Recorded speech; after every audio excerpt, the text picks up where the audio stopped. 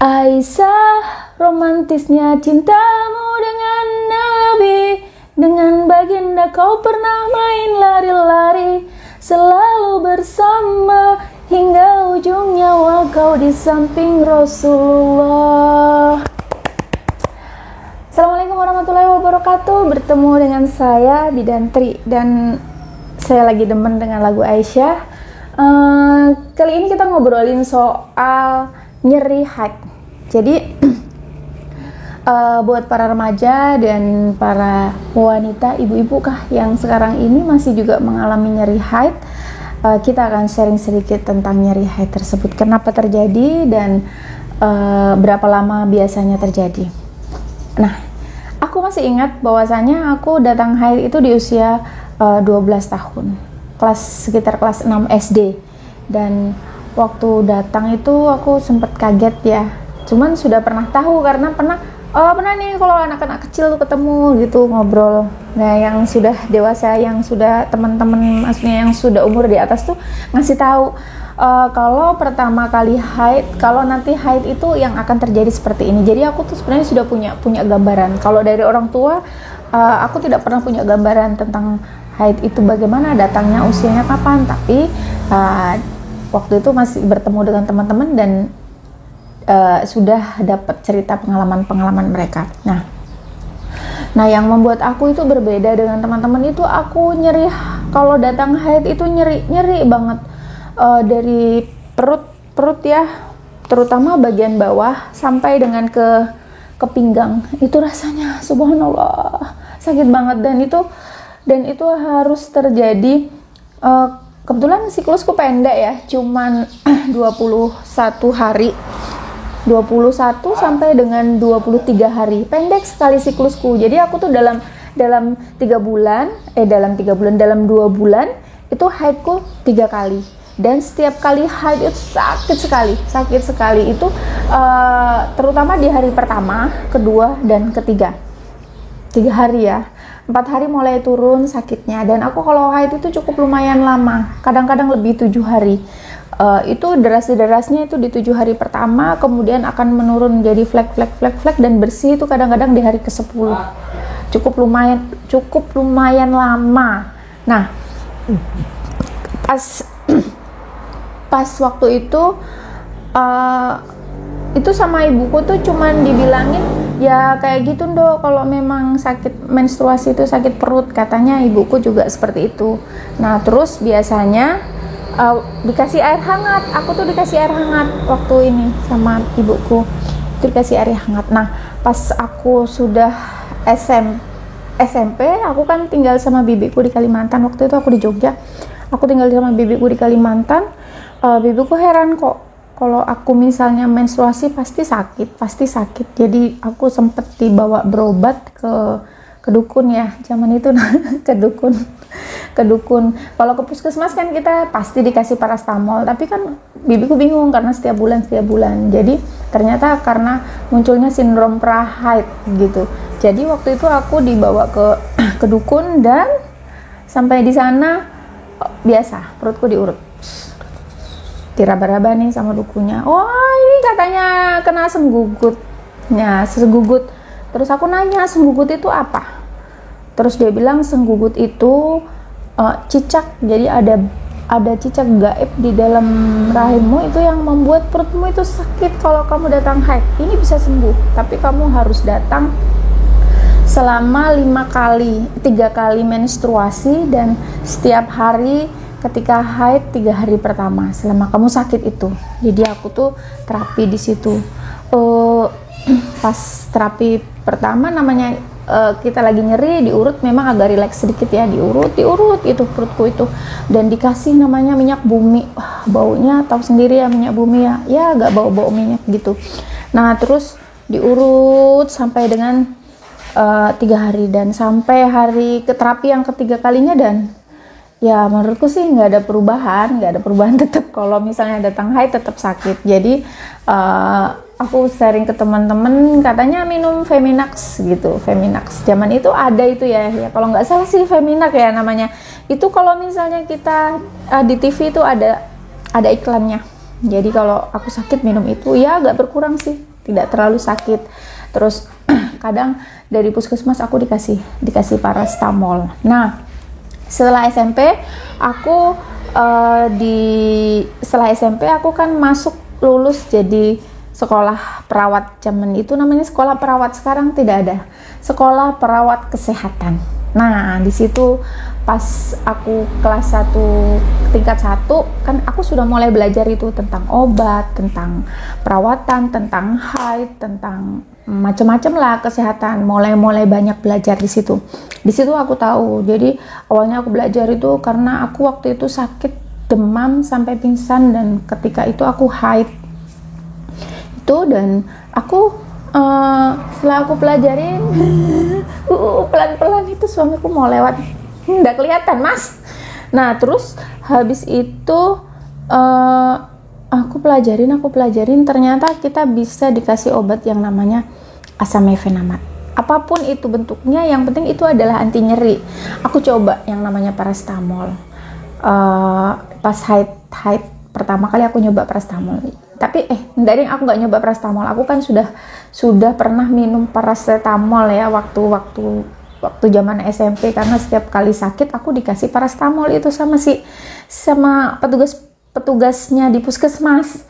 Jadi aku habis itu yang belum pernah aku coba adalah yang namanya asam mefenamat. Jadi merek yang terkenal waktu itu di pasarannya itu adalah namanya Ponstan. Nah aku cobain si Ponstan itu, dan banyak sekali perubahan dibandingkan dengan paracetamol. Aku minum Ponstan, jadi terus nanti 8 jam akan muncul nyeri lagi, aku minum lagi Ponstan. Jadi 8 jam lagi akan terasa nyeri lagi, aku minum Ponstan. Aku perhatikan di hari kedua, ketiga enggak masalah. Jadi sejak aku jadi sekolah perawat itu, aku selalu minum Ponstan.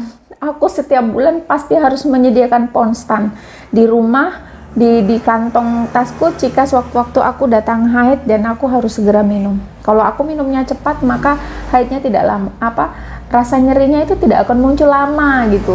Jadi aku dari sekolah perawat itu, aku sudah tahu tentang teorinya itu. Aku minum Ponstan sehari semalam itu 3 kali setiap 8 jam, dan hari kedua, ketiga, dan insya Allah nggak sakit lagi, dan darah haidnya itu seperti lebih teratur. Kalau dulu yang sebelum minum Ponstan itu kayaknya banyak gitu. Nah kenapa sih terjadi seperti itu gitu? Itu jawabannya aku temukan ketika aku sekolah perawat. Jadi kalau misalnya ini adalah rahim ya, saya gambarkan bahwa tangan saya ini adalah rahim, gempalannya ini adalah rahim. Itu di dinding rahimnya ini kan ada proses peluruhan darah gitu. Jadi untuk meluruhkan darah itu, selain tubuh itu mengeluarkan zat, dia juga berusaha bergetar untuk meluruhkan darah haid ini, bergetar cepat gitu. Gerakannya ritmik ya, gerakannya katanya teratur dan cepat gitu. Nah ini untuk meluruhkan. Nah getaran-getaran itu tadi yang menimbulkan rasa nyeri di bagian perut bagian bawah begitu. Nah terus ada lagi yang terjadi selain nyeri ketika haid itu, aku juga mengalami, dari aku pertama kali haid ya, aku juga mengalami yang namanya pusing, mengalami juga yang namanya agak mual sedikit, yang mengalami juga yang namanya emosional. Dan itu ternyata jawabannya adalah karena terjadi perubahan hormon di dalam tubuh kita. Jadi di dalam tubuh kita ini ada terjadi perubahan hormon yang menyebabkan hal-hal itu tadi terjadi. Bahkan kadang-kadang aku tuh berak-berak gitu kalau mau menstruasi atau hari pertama menstruasi itu, sampai beraknya itu lebih lancar dibandingkan dengan hari-hari biasa gitu. Nah yaitu munculnya karena ada gerakan peristaltik dari rahim yang katanya sih nyenggol di bagian sekitarnya, yang membuat kita gerak peristaltiknya si usus ini juga jadi lebih cepat, dan BAB-nya jadi lebih lancar, lebih sering kencing gitu. Nah Nah, yang paling yang paling unik adalah emosional ya. Itu aku pelajarin juga. Ternyata beberapa hari aku menjelang haid itu memang terjadi emosional. Satu hari biasanya. Kadang-kadang di satu hari itu bawaannya mau emosi, mau marah gitu. Jadi itu aku sudah pelajari dan aku siasatin. Begitu menjelang menstruasi di hari-hari sebelumnya, aku sudah lebih banyak membaca buku, lebih banyak di kamar daripada tersinggung dengan teman-teman. Waktu itu kan kita tinggalnya, saya bukan kita ya saya itu tinggalnya di asrama, jadi kadang-kadang namanya orang banyak kan, kalau cerita-cerita kalau hatinya lagi nggak lapang tersinggung gitu. Nah, jadi itu ya teman-teman yang menyebabkan terjadinya kenapa sih kok kita kalau menstruasi itu, tidak semuanya ya, kalau menstruasi itu terasa nyeri, dan kenapa ada banyak perubahan seperti pusing, terus agak mual, malas, emosional gitu. Tapi itu adalah hal yang wajar yang terjadi pada setiap wanita. Tapi tidak sama rasa nyeri, tingkat rasa nyerinya, tingkat emosionalnya itu setiap orang tidak sama. Ada bahkan yang sampai pingsan tuh ada. Kalau aku sih hanya sampai sempat di batas tergeletak saja. Tapi alhamdulillah sejauh itu, meskipun aku nyerinya sangat hebat sekali ya. Aku sih nganggapnya sangat hebat sekali karena aku membuat aktivitasku itu sangat terbatas. Karena aku tuh orangnya yang suka bergerak sana kemari, yang suka bersosial, beraktivitas gitu. Nah, dengan adanya nyeri haid yang berlebihan itu membuat aktivitasku terganggu. Tapi kan itu tadi ya, aku sudah mensiasatinya dengan cara minum obat Ponstan ya, atau asam mefenamat. Saya nggak pernah tahu apakah yang namanya Ponstan sampai sekarang masih ada, tapi aku sampai sekarang itu, sejak aku menikah aku tidak pernah menemukan lagi obat Ponstan. Karena setelah aku menikah dan selang 3 bulan kan aku hamil kan aku nggak pernah lagi ngerasakan nyeri haid sampai dengan aku melahirkan. Bahkan setelah aku melahirkan pun aku tidak pernah merasakan nyeri haid. Nah, itu juga katanya karena kalau kita nyeri haid pada saat kita muda itu, kalau sudah melahirkan sudah tidak lagi nyeri. Katanya memang sudah benar, sudah seperti itu. Terus anak kedua aku melahirkan dan aku sudah menggunakan spiral ya, itu aku sempet agak nyeri sedikit. Cuman aku ya biasa minum asam mefenamat itu, tapi aku nyerinya nggak terlalu lama ya guys, maksudnya nggak terus setiap bulan nyeri, cuman ada beberapa bulan yang nyeri gitu, dan aku siasati dengan asam mefenamat, dan alhamdulillah sampai dengan sekarang aku tidak pernah merasakan nyeri lagi ketika haid. Jadi buat para remaja yang kalau datang haid itu sakit sekali gitu ya, jangan bingung, jangan sedih, bisa diterapi dengan obat anti nyeri apapun itu. Kalau merasa cocok dengan paracetamol ya paracetamol, kalau merasa cocok dengan asam mefenamat ya asam mefenamat, bisa juga dengan ibuprofen, terserah. Yang penting nanti harus konsumsi air minumnya juga dilebihkan, namanya kita juga minum obat ya, biar lebih aman begitu ya. Oke. Teman-teman, itu ya sharingnya tentang nyeri haid gitu. Bagi remaja atau yang ibu-ibu yang punya anak ternyata mengalami nyeri haid, itu bisa dibantu dengan obat-obat tadi. Selain katanya juga bisa dengan cara berolahraga teratur, terus istirahat yang cukup, di terapi hangat gitu. Tapi sejauh ini saya juga termasuk orang yang olahraganya cukup, tapi ternyata masih nyeri memang. Mungkin seperti itu ya. Jadi nanti dibantu anaknya, nanti dibantu keluarganya. Kalau memang terasa nyeri sekali, bisa dibantu dengan obat-obat itu tadi. Teman-teman, para remaja dan ibu-ibu yang punya anak remaja, semoga ini bermanfaat. Sekian dari saya. Assalamualaikum warahmatullahi wabarakatuh.